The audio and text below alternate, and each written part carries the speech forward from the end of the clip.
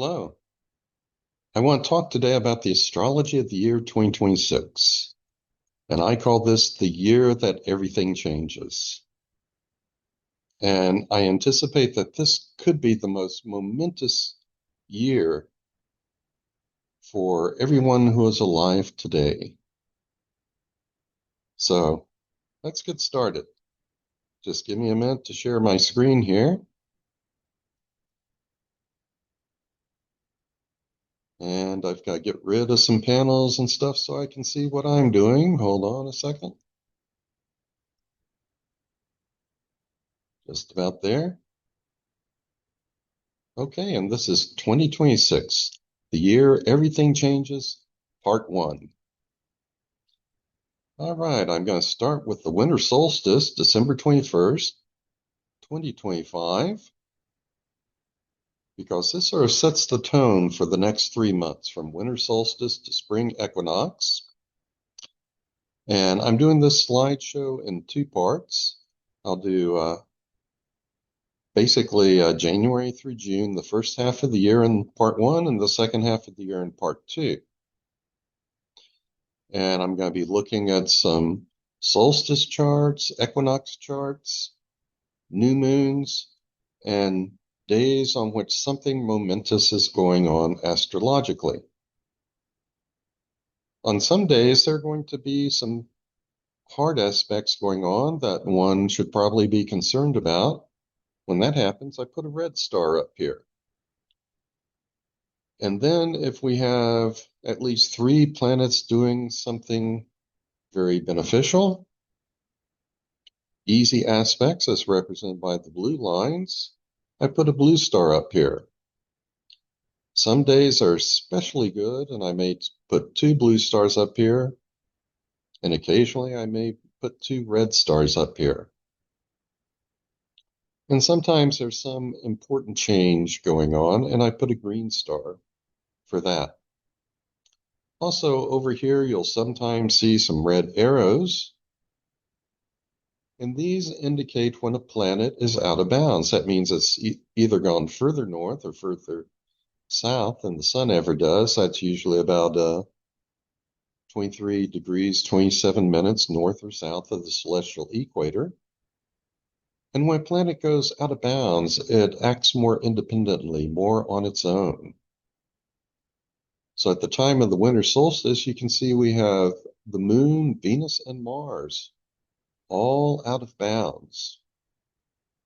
When the moon goes out of bounds, people tend to chart their own path, do their own thing.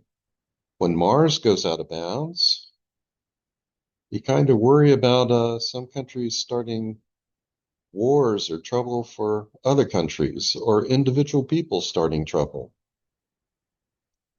And when Venus goes out of bounds, a person might seek those things that they enjoy the most, whether society approves of that or not. So let's get started with the winter solstice on December 21st, 2025. Oh, I also have a list of aspects down here, applying and separating, that if you ever want to, you can pause the video and take a look at. You can also look at this aspect grid over here on the left. All right, now what is going on the winter solstice, December 21st, 2025? Well, interestingly, we have Saturn and Neptune making a square to Venus and the Sun. And it looks like Saturn is making strong square to Venus. And that is going to create some frustration for people. With Venus and Sagittarius, people want to be free to do what they like, what they enjoy.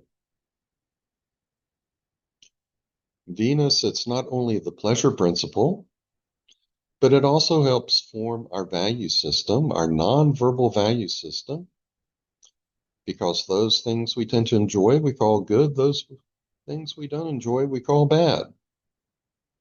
And so it helps our right brains form this nonverbal map of the world, and Venus in particular is associated with the right brain, and Mercury is associated with the more verbal left brain. So, when it comes to enjoying things in life, people are going to feel a little bit restricted. They may feel it at this time, and they may feel that restriction in the background over the next 3 months. If nothing else, things may cost a little bit more. And then we also have Neptune in Pisces, making a pretty strong square to the Sun, which is now in Capricorn. When Sun goes into Capricorn, that's ruled by Saturn, and people want to have control over their lives. But Saturn and Neptune together in Pisces, they represent some new ideologies which may not be sitting well with people, and which may be interfering with the ability of people to control their lives. There may also be some misinformation or some sort of fog over people, which is creating confusion at this time. Now, another thing we have going on is Jupiter square Chiron. This aspect, it was exact on the day of the winter solstice, just a few hours before the Sun made its ingress into Capricorn. And Chiron, at its best, it really forms a bridge between the visible and the invisible world. It orbits between the visible planets, Sun through Saturn, and the invisible planets, Uranus through Neptune. And it's that urge inside of us to look at this world and say, surely there's something more than this. It urges us to go beyond the visible into this more joyous, more transcendent, invisible realm. But to get there, sometimes a few eggs have to be cracked. People's armor has to be cracked so that the light can get in, and that is where the wounding comes from. And in particular, when you have a hard aspect and Chiron is involved, while there may be some individuals who become enlightened under such an aspect, for the masses, it's usually some wounding that goes on. And in the days leading up to this exact conjunction, that's what we had. We had a lot of wounding. We had the massacre at that Hanukkah celebration on the beach in Australia. We had the school shooting at Brown University, the killing of the physics professor at MIT, and the tragic murder of Rob Reiner and his wife by their son, who was struggling with schizophrenia. He recently had a medication change, and sometimes changes in medication for schizophrenia, if they're not good changes, they can make a person agitated, and they can become violent and not really understand what they're doing. So that might have happened in this situation. But as all those events are truly sad. And we had Jupiter square Chiron earlier in the year of 2025 in October. And we really saw a lot of wounding occurring in America, where the government was shut down, people were having to work without being paid, they were having to take second jobs, people were not being fed, and on top of it all, Trump destroyed the East Wing of the White House, which is also known as the People's House. So that was very wounding to the people in my country and America. And we may have echoes of wounding over the next 3 months as we go from the winter solstice to the spring equinox. We also have Mercury squaring the lunar nodal axis, so it's forming a T-square with the lunar nodal axis. The lunar nodal axis always tends to intensify things in the beings of the planets. So people's left brains, their verbal brains, may feel a little bit more active at this time. Very alert. and maybe on edge. Now we have some good things going on too. We have Jupiter still with an orb of a trine to Saturn. It's separating at the moment. I think it's going to come back later in the year. But during this period where Jupiter was making a good trine to Saturn, growth and regulation were in balance. They worked together in a coordinated way. And also politically, progressives, represented by Jupiter, were working with conservatives, with Republicans, represented by Saturn. And we saw some people crossing the aisle, the political aisle, to work together with one another to make some good things happen. Now, the most favorable thing going on is this minor grand trine between Uranus, Saturn, Neptune, and Pluto. And we saw this form earlier last summer. And Saturn was very strongly part of it last summer, as it is now.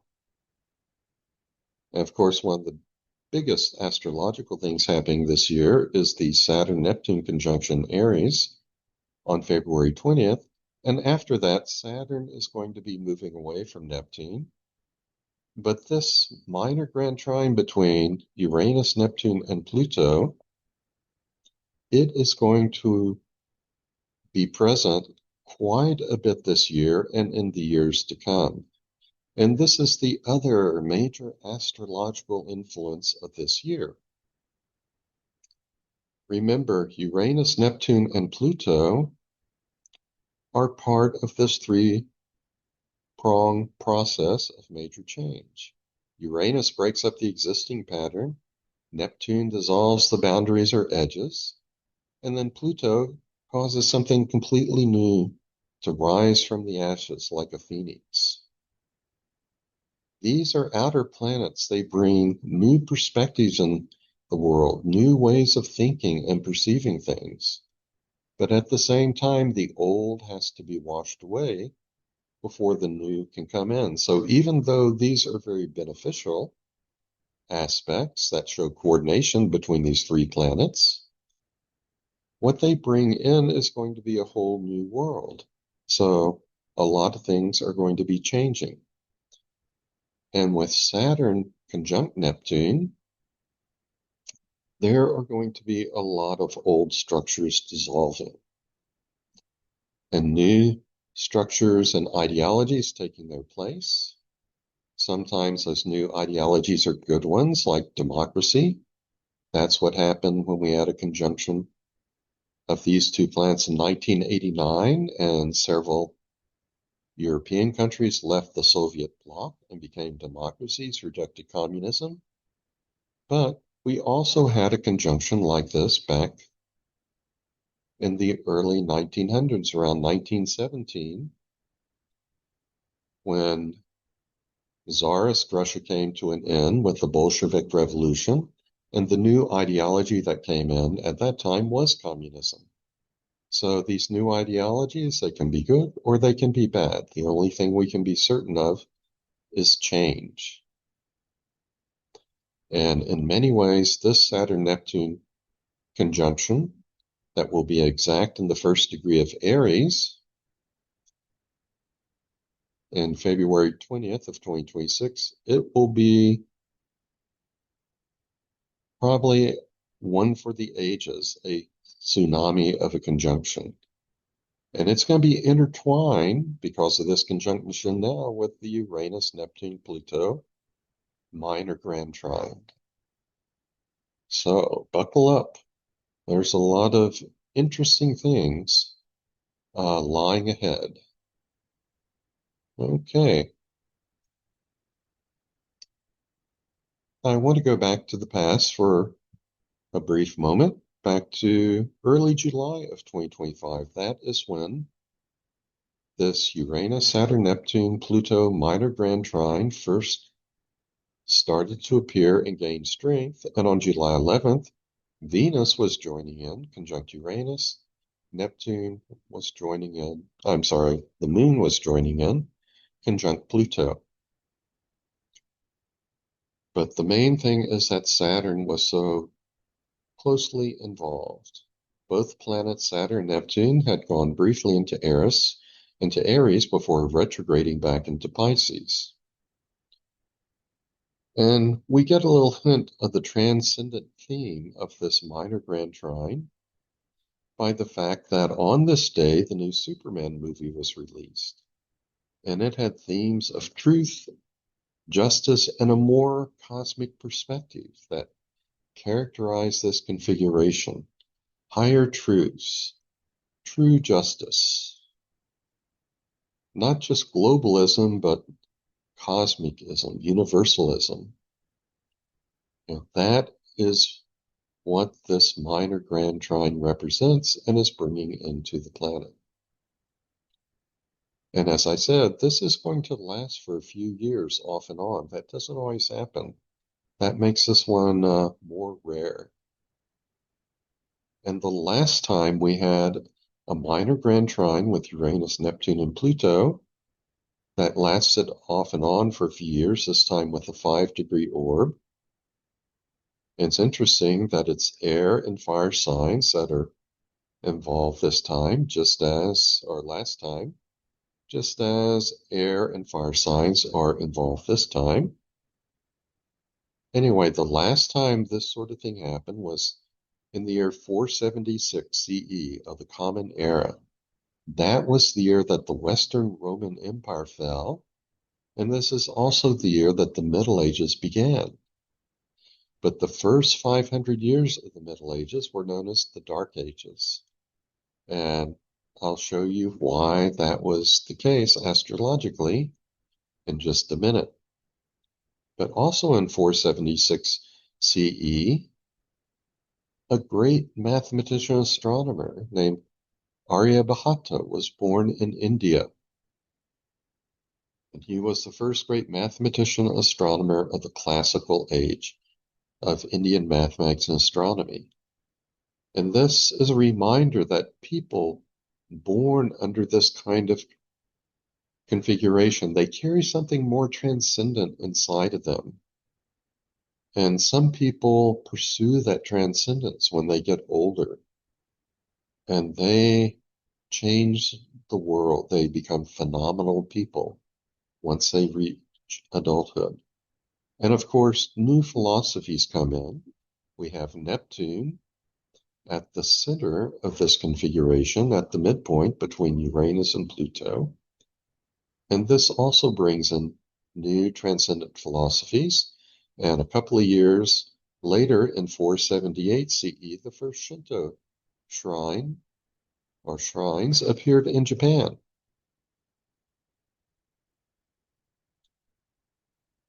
Now, in 476 CE, this Uranus, Neptune, Pluto minor grand trine, it began in January. And at that point in time, Saturn was part of it.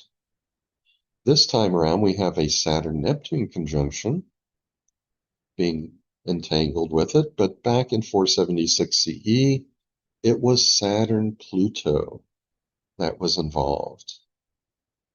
And if you know anything about the astrological meanings of these two planets, you're not going to be surprised that the next 500 years were the Dark Ages. We often refer to Pluto sometimes as the Dark Underlord. Saturn, restriction, Pluto, destruction. Civilization was destroyed for a while, but eventually the light returned.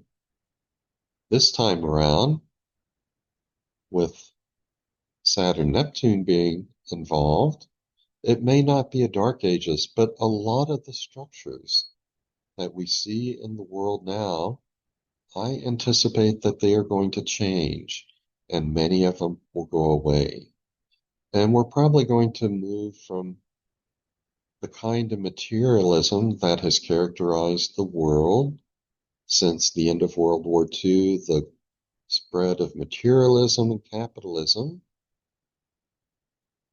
That is may likely be replaced by an age where ideas are more important than material things. Okay. Now, one of the best days of this new year is going to be the new moon of January 18th, 2026. And you can see that Pluto is out of bounds on this day, suggesting that individuals are going to want to go their own way, walk their own path, not simply follow the dictates of society. I have two blue stars for this day because even though there is a T-square involving Jupiter and Mars and Chiron, it's pretty weak at this point and fading. What is really strong is this incredible minor grand trine. We have Uranus down at one end, we have Saturn and Neptune in Pisces pretty strongly conjunct, a couple of degrees or so apart. When they're in Pisces, they are planning, they are dreaming of the structures they want to create once they both get into Aries. But then up here we have this incredible stellium of planets. Mars, Mercury, Moon, Sun, Venus, and Pluto.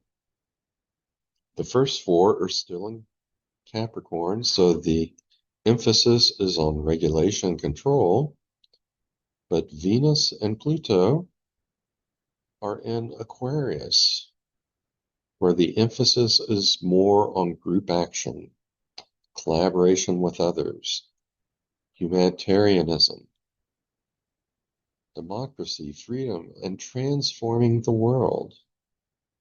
So this is going to be an incredible amount of harmony that's occurring just on one single day. Okay. 1, 2, 3, 4, 5, 6 planets all conjunct here. This is going to plant some incredible seeds, and the children born at this time will grow up to be truly special. Now, on January 26th, Neptune is going to enter back into Aries. We have Mars, Pluto, Sun, Mercury, and Venus all conjunct, all in Aquarius. We have Uranus making a sextile to Saturn, but that Uranus, Neptune, Pluto minor grand trine is not in effect right now. And there's one thing to be very concerned about on this day. Less than a week, or just past a week, the weekend day after that new moon. What I'm concerned about is this tight conjunction between Mars and Pluto, because they're both considered malefics. When you have the aggressive power of Mars combined with the destructive power of Pluto, you have to be very careful on this day. And so I've given this day a red star. And it's right after the first quarter moon. We have Sun at 6 degrees Aquarius, Moon at 13 degrees Taurus, not that long after the first quarter moon. So this is a time of shifts and changes and tensions in and of itself. Now on February 13th, Saturn is going to go back into Aries. And Saturn and Neptune are quite close at this point, only 32 minutes of arc apart. So we're prepping for that Saturn-Neptune conjunction on February 20th. The lunar month right before that conjunction, it begins with that very favorable configuration. Now things are becoming a little bit more intense. And we have a couple of other things going on. The planet Uranus is making a pretty strong square to the sun. So that is breaking up some patterns. It's creating some chaos. And then we also have Mars making a quincunx to Jupiter. Now the quincunx, that's an aspect of 150 degrees. If you take astrological signs that are 150 degrees apart, they don't really have anything much in common. They have different elements and different modes, different ways of expressing themselves. And thus, if they have to work together, adjustments have to be made. Jupiter in Cancer has to do with wanting prosperity for the family, for one's home environment, and a feeling of security. Aquarius has to do with group action or collaborative action. And with Mars in Aquarius, this can be groups that are being a little bit more aggressive and threatening the security of people in their homes. So that is going to be a little worrisome. And of course, I give this day 1 red star. There's not a lot of strong, favorable aspects going on this particular day. I should also point out that the first degree of Aries is a point we call a world axis. That term refers to the first degree of any cardinal sign, Aries, Cancer, Libra, or Capricorn. So when something is happening on a world axis, it has more intensity, more strength. And the Saturn-Neptune conjunction occurs on the world axis in the first degree of Aries. And that is the beginning of this whole zodiac cycle. So that is one reason why I say that this Saturn-Neptune conjunction will probably be more intense.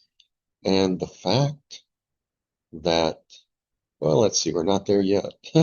Sorry. I'm thinking about the next slide coming up, which is going to be a solar eclipse on February 17th. This is 3 days before the exact conjunction. Saturn and Neptune are only about 16 months of arc apart at this point. And you can see that we have a strong Uranus square to the Sun-Moon conjunction of the solar eclipse. So this is going to make things very chaotic at this time. Patterns are going to be breaking up. And with Uranus still in Taurus, it could be financial patterns or patterns having to do with resources, supply chains, getting the goods, the things, the money we all need to survive. And what financial markets need may not be what the powers that be are collectively doing. Okay, but this is happening just 3 days before the exact conjunction of Saturn and Neptune, and that is also making this particular conjunction more important. The fact that a solar eclipse happens just 3 days before. And now we have Saturn exactly conjunct Neptune on February 20th of 2026. We're starting to get back a few good aspects. We have Chiron making a pretty good sextile to Mars. That can help heal some feelings of aggression, help make the actions of the group more positive. We also have Jupiter making a nice trine to Venus, which will help people feel better. Venus is the pleasure principle, the drive to reduce tension. It's in Pisces where it's having pleasant dreams. Jupiter is expanding those dreams. So at this point, people will be feeling safer and more secure in their home environment.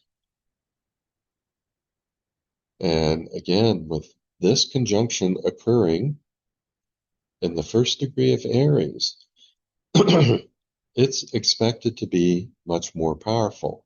We get these conjunctions about every 36 years, and every time we do, there are major changes in structures and ideologies within the world.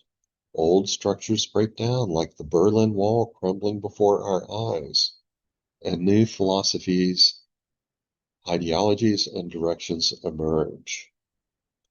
Russia has a long, long history of being impacted by these conjunctions. And so, just as the assassination of Tsar Alexander II occurred in relation to this conjunction, the Bolshevik Revolution occurred, birth of communism, the death of Stalin occurred, the fall of the Berlin Wall occurred, even the birth of Putin occurred under one of these conjunctions. Every time we see one of these, Russia is impacted, and so we expect some major change in Russia to occur. But what about America?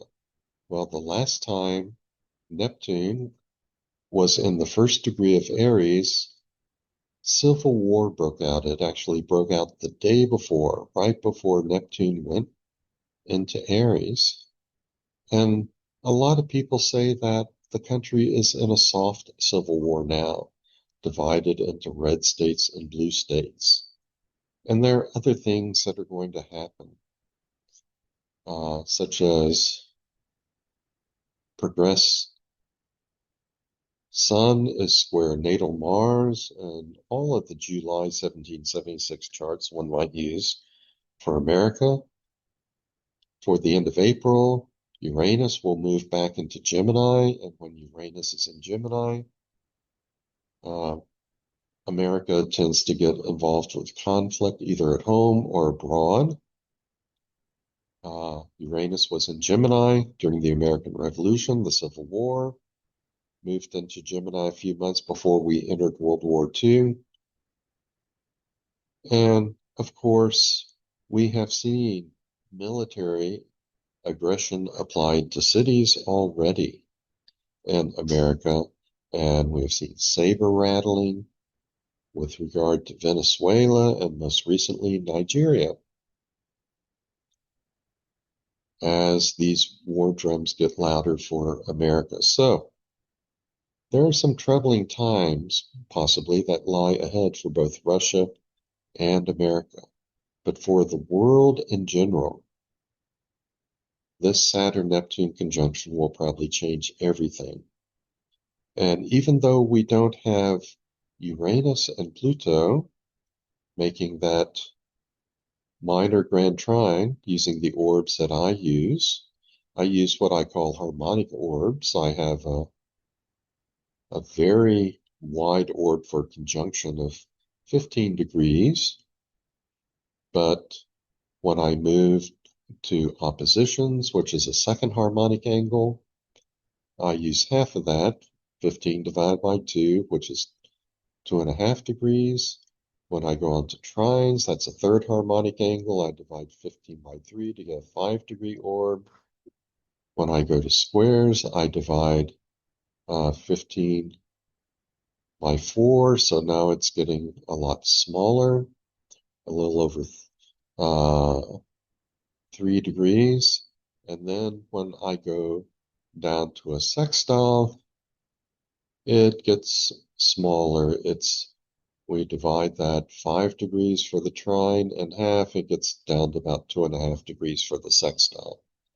So with the orbs that I'm using, which get tighter with higher harmonics, I don't have that minor grand trine here. But Uranus and Pluto are still making their influence felt because Saturn and Neptune are within 11 minutes of the midpoint between Uranus and Pluto. So the energies of Uranus and Pluto are still being funneled through Saturn and Neptune at this point. Now, here's one of the reasons why I say that this is going to be a tsunami of a Saturn-Neptune conjunction. If we look to see the last time that this conjunction occurred in the first degree of Aries, it was about 6,000 years ago in the year 4361 BCE, before the Common Era. And this was around the time that historians called the dawn of civilization, when people began to move into cities and metropolises emerged. And we went from a hunter-gatherer society to an agrarian society. So this is the beginning, possibly, of another 6,000 year cycle.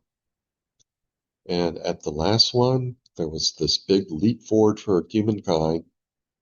Hopefully, we will see another big leap forward for humankind, but it may be a little rocky at the start. Okay, and now we get to the new moon on March 18th.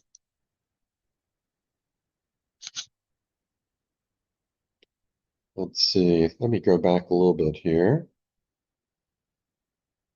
I have one red star on the date of the Saturn-Neptune conjunction because it's in Aries, which can be more aggressive, and we don't have any well-formed, easy aspects involving at least 3 planets. Okay, the solar eclipse was also a red star day, as was Saturn entering into Aries. Okay, and the new moon on March 18th, 2026 is going to be a red star day because the Saturn-Neptune conjunction Aries is still pretty strong. We also have Jupiter square Venus. That's probably not going to be too bad, but it's a little bit of a disconnect between our drive for growth, which is trying to help us feel secure in our home environment with our families, and other drives for pleasure, which are being mixed with things related to Aries, which is ruled by Mars. So that's a little bit more militaristic, a little bit more active, a little bit more aggressive. So this is probably not too serious, but these are not going to coordinate well. And if you were seeking recreation, you're more likely to be seeking some kind of physical recreation, and you may have a tendency to overdo it and go overboard. So watch out for that. As far as good aspects go, we do have Pluto making a nice sextile to Saturn and Neptune, and Uranus is making a nice sextile to Sun and Moon. So what previously was a more chaotic relationship, patterns being broken up, being very hyper, very agitated, it's now all working more smoothly. And with Uranus and Taurus, this could bode well for financial sectors, supply chains, anything involved with getting the resources that we need. And Jupiter is also making a nice trine to Mars. So that will help some of the physical actions proceed a little bit more smoothly. These planets, Sun, Moon, and Mars, as well as Mercury, they're all in Pisces. So things are in the planning stage now, not the action stage. It's just as we start to do recreational actions that things can be a little bit more uncoordinated. And this takes us to the spring equinox on March 20th, 2026. I have 2 red stars up here. So things a little more tense. We now have Jupiter square Venus. Let's go back. We had Jupiter square Venus on the 18th. Just 2 days later, we still have Jupiter square Venus, of course. And we have Venus, Moon, and Chiron conjunct. And Chiron, it's more likely to express itself in terms of wounding. We hope that some people will tune into the transcendent nature of Chiron, find individual spirituality, but for the masses, it's more likely that some wounding could occur at this time. And we have the Sun conjunct Neptune and Saturn. Saturn can be very austere. Neptune could confuse the Sun. We have concrete controls and regulations dissolving before our eyes. So this is not necessarily going to work out well, particularly with all of these planets in Aries, which can be much more aggressive. Fortunately, Pluto is making a sextile to Saturn and Neptune. This can bring about more coordinated transformation. And Jupiter is still making a trine to Mars. I think it's a little stronger now. So the plans we're making for action can grow and be expansive and be good for people. But as we get all these planets in Aries, action occurs and it's not necessarily going to be pleasant. There can be frustrations, restrictions, misinformations, delusions, a fog of sorts going on. There can be wounding occurring. Now, when we get to March 26th, not too long afterwards, Saturn is going to be moving from, here we are, from southern declination to northern declination. Let me go back a second here. Yeah, I don't see anything out of bounds most recently.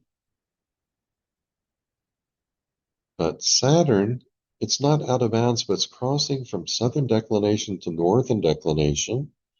And a month later, we're going to have Neptune crossing from southern declination to northern declination.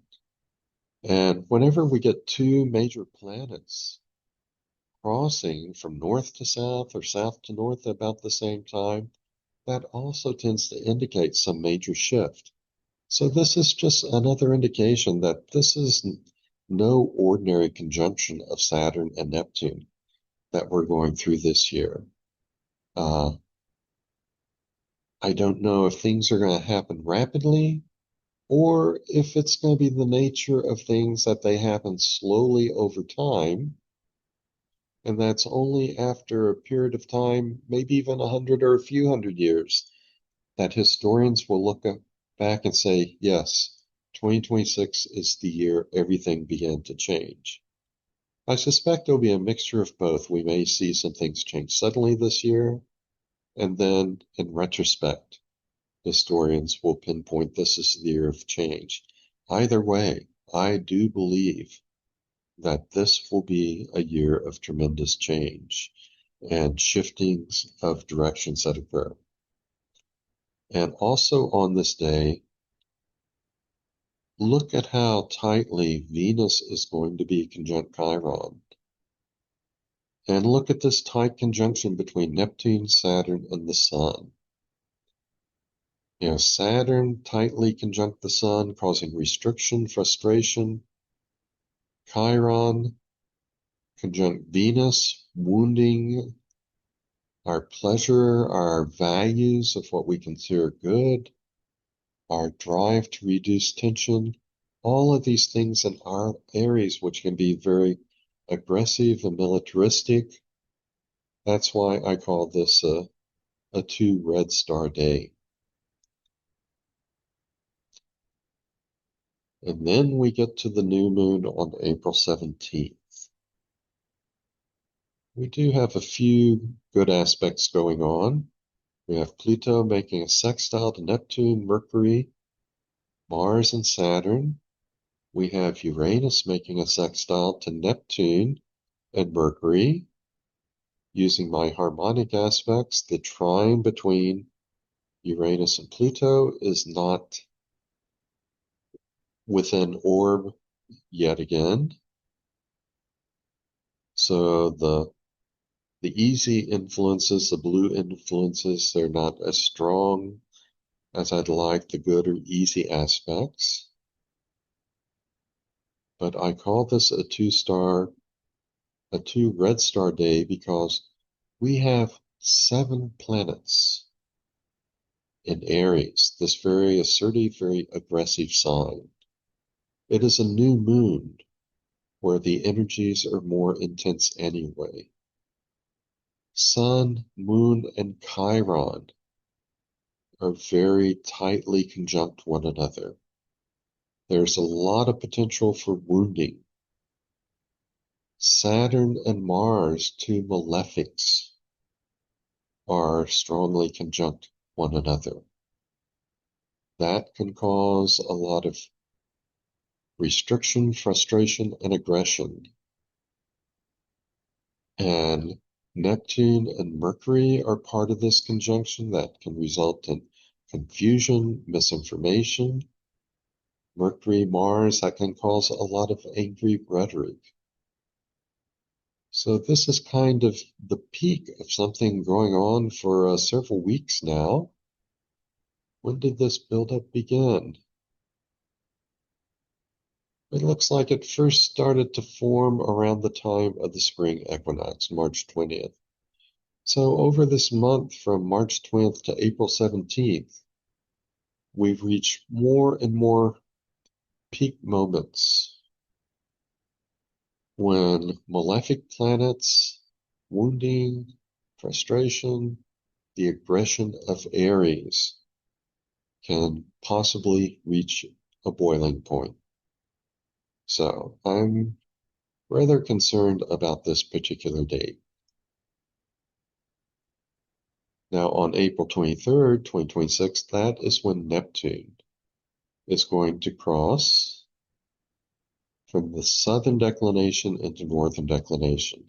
So now both Saturn and Neptune, or northern declination, they cross relatively close to one another. And as I said, that also represents a big shift. And let's see, what else is going on? We have Sun making a T-square with the Moon and Pluto. And as you can see, this is right after the exact square between Sun and Moon. This is the first quarter moon has just happened. It's definitely happened on the same day. So that is a time when the energies are a little bit more intense anyway. Pluto is involved. The moon is opposite Pluto. Sun is square Pluto. Pluto can be death and destruction as well as transformation. So the energies are very intense. And we still have this conjunction of Neptune, Saturn, Mars, and Mercury in Aries going on. Venus has moved on, but it is conjunct Uranus, so that is creating disruption and chaos. And Uranus is still in Taurus, so it might be the financial sector, supply chains, goods, tariffs, all of that stuff, which is impacted, and that is disrupting our pursuit of happiness, Venus. So this is definitely another 2 red star day. Let's see, that was on April 23rd. 2 days later, on the 25th, Uranus enters into Gemini. We still have Uranus conjunct Venus, but now the minor grand trine. It wasn't here, but it's now starting to reappear. So we have Uranus, Venus, Neptune, and Pluto making that minor grand trine a bit.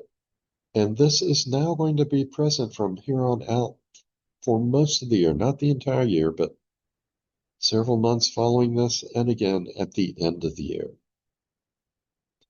So the transcendent energies are going to start gaining strength once again. The first part of this year is more on the Saturn-Neptune conjunction and the dissolving of structures. But the second part of the year which we begin in July. It actually starts now. It begins to focus more on the transcendent nature of Saturn, Neptune, and Pluto. Old things still need to be swept away. Change will occur, but something very transcendent can come in and take its place. Now, we also have Chiron making a nice trine to the moon on this day. That will bring some healing to people. And let's see, I have Uranus sextile Neptune. I really didn't need to say that because that's part of this minor grand trine down here. So it's already been said. And we have Saturn conjunct Neptune still in Aries, about 5 degrees apart now, but that conjunction is still in effect. And on the 10th side, we have Neptune, Saturn, Mars, Mercury conjunct. So I didn't really need to say Saturn conjunct Neptune. Here again, I'll make some modifications to this slide later on. But with Saturn and Mars still within orb of a conjunction, this can be still rather restrictive, frustrating, and militaristic. And there may be propaganda that is affecting people. People there may be turned into zealots for some cause. And let's see, what else do we have? We have Uranus and Venus squaring the moon, so people are going to be a little bit more on edge at this time. And we have, Sun square Pluto still. So, yeah, there's still a lot of tensions today. But the Uranus, Neptune, Pluto minor grand trine is coming back. And so that's why I give this day one blue star and one red star. Now, when we get to the new moon on May 16th, we still have one blue star, one red star. We still have Uranus, Neptune, Pluto, minor grand trine. We have Venus making a sextile to Chiron and Mars. That helps reduce tension. But Saturn is still conjunct Neptune in Aries. They're getting about 7 degrees apart now, so that is definitely waning. But in Aries, there is the image of a desert comes to mind, which is interesting because I live in the desert in Arizona. But Aries has this sense of things being hot and austere and having to live under restriction, live a disciplined life, and dreaming of rain to come. But at the same time, on this day, this new moon, we have very strong conjunction between Mars and Chiron and what can be a very militaristic, aggressive sign of Aries. This is very concerning too. So there's some days in the spring that are very concerning when militaristic actions may take over. It's not a certainty, it's not a given, it's just a heightened risk or possibility. Let's see, when we get to the new moon on June 14th, it's also both a blue star and a red star day. It's a red star day because Uranus is in Gemini, squaring the lunar nodal axis, and that can stir up revolutionary feelings in people. People in various places around the world may be ready to revolt. And remember that when Uranus is in Gemini, that affects America in particular. We tend to get involved in more aggressive actions, either internally or externally. Also, the moon is out of bounds at this point, which means, again, people will be driven to follow their own path. And I failed to mention at the new moon, both Moon and Venus were out of bounds, so people follow their own path, pursue their own pleasures. So we have this disruptive, revolutionary influence at the time of the new moon, but we also had the Uranus, Neptune, Pluto minor grand trine starting to get strong again. And we have a second minor grand trine between Venus, Uranus, and Neptune right here. There is a sextile between, let's see, it looks like probably Mercury and Mars, but that's helpful, but it's not going to last long, so that's why I haven't mentioned it over here. Okay. On June 19th, Chiron is going to enter Taurus. And that is important. It's been in Aries for quite a while, and that increases the likelihood of wounding through war. But when it goes through the sign of Taurus, Taurus has to do with what we need to survive. As I say, supply chains, resources, money, the financial sector. And as Chiron goes through Taurus, all of these things could be wounded. That is particularly going to happen when Chiron moves into a square relationship with Pluto. That won't happen this year, but that will happen in several of the following years. So it's particularly after 2026 that I would expect the likelihood of financial collapse to increase. Hopefully it won't happen then. Hopefully it won't happen this year. But this particular moment when Chiron is entering Taurus, we still have Uranus making that T-square to the lunar nodal axis, so these revolutionary feelings are still intensified, and that could impact America. On the good side, the Uranus, Neptune, Pluto minor grand trine is pretty strong. We have Chiron trining the moon, making a sextile to the sun, and we have Venus making a trine to Neptune. So these easier energies, these more positive energies involving both personal planets and the more transcendent outer planets, they're starting to become more frequent. And this can make the latter half of the year more pleasant. Then we get to the summer solstice on June 19th. Let's see, and it's pretty much the same. We still have Uranus squaring the lunar nodal axis. We still have the Uranus-Neptune-Pluto minor grand trine. We now also have, let's see, a Mars. Where is Mars here? Here we are, a Mars-Mercury-Moon minor grand trine. And we have a Sun-Chiron South Node minor grand trine going on. And then I haven't mentioned, because it's going to pass quickly, but we still have Venus making trines to Saturn and Neptune, and Chiron making a trine, a sextile to the lunar nodal axis. So again, the positive aspects and the more involving the more transcendent planets, that is growing in strength.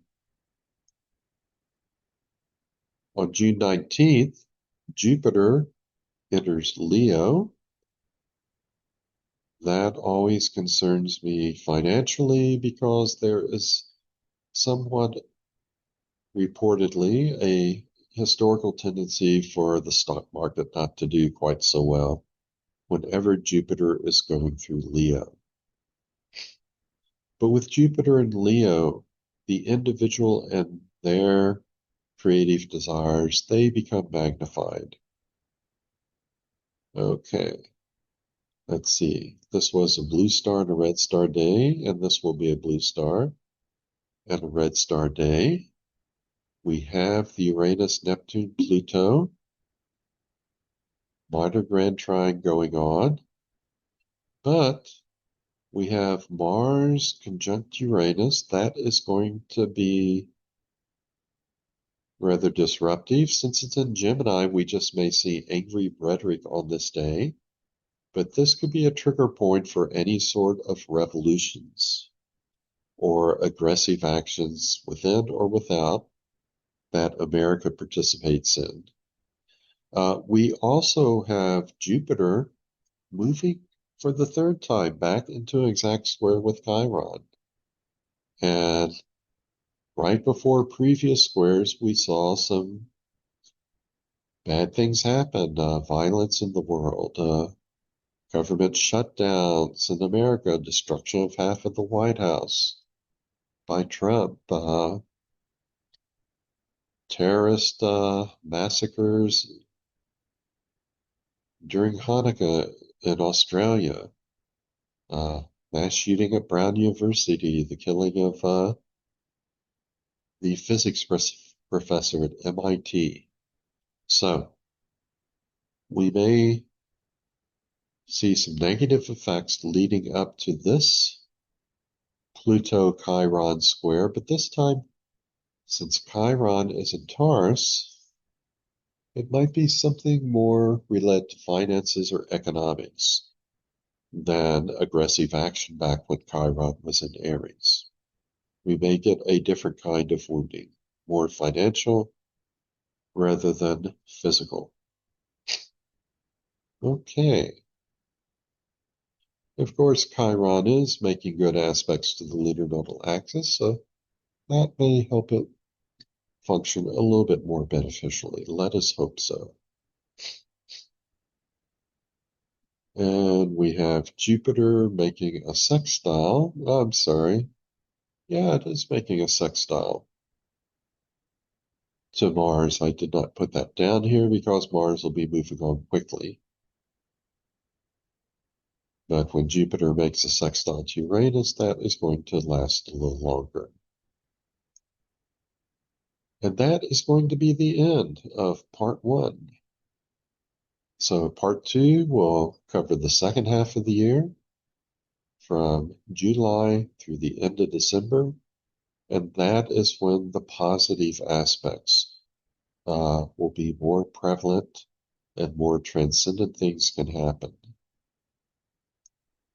Let me stop sharing, and I'm back here. So basically, with this year, we expect tremendous change. We expect this to be a tremendous turning point for humanity, the end of one era, the beginning of a new era. In particular, the post-World War II era is probably wrapping up and something else is beginning. Among other things involving Saturn and Neptune that I haven't mentioned, things involving dissolving structures that could be things like earthquakes and volcanoes when Mother Nature uh, dissolves her own structures. So we may have more natural disasters this year. We also expect very transcendent things to happen. Very, very new things to enter into the minds of people individually and collectively. And all of this is intertwined. The Uranus, Saturn, Neptune, Pluto, or Uranus, Neptune, Pluto mini grand trine that began with Saturn as part of it, and the Saturn-Neptune conjunction. Those are intertwined. These are very rare events. You know, if these weren't happening, the big news of the year would be Uranus going into Gemini, because that's when America tends to become involved in wars and conflicts. But so much of what is happening this year is uncharted territory. We've had bits and pieces happen before, but all of these momentous things to happen at once. This has never happened before in our lifetimes, in our parents' lifetimes, in our grandparents' lifetimes. We have things happening that haven't happened for 6,000 years. So Dickens may have been right when he said it was the best of times, it was the worst of times. We can guess at some of what will happen, but I'm sure there are going to be lots of surprises in store. I only hope that things do not turn out as badly as they possibly could. And I hope we move forward to a more positive future. And if we all cling to the best within us, if we all cling to the highest impulses inside of us, then the future can be very good. And the more each of us grabs onto that spiritual center within, the more everyone else is going to feel it too and will be likely to join in. So that is my challenge to you, to pray and meditate each day, make a deep spiritual connection each day. And it will be something that all of us will feel and all of us will resonate with. If we do that, things could turn out pretty good. But like I say, we're really in uncharted territory in 2026, so almost anything could happen. Well, that is it for part one. I hope you join me for part two, and I hope we all do indeed have a good year. So for now, I'll just say so long and be well.